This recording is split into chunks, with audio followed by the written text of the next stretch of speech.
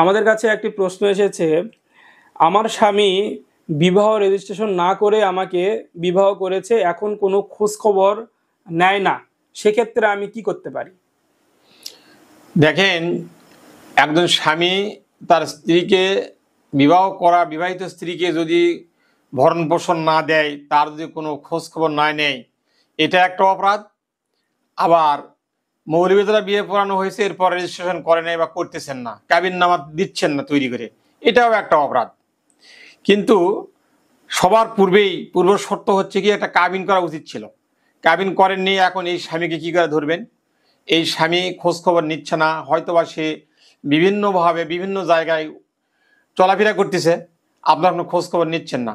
অতএব যেহেতু কাবিন নামা আপনার নাই, আপনি এটা সঠিকভাবে আইনগত পদক্ষেপ নেওয়া বা ওই স্বামীর অ্যাকশনে যাওয়া, আপনি গেলেও আপনি ফল পাবেন না।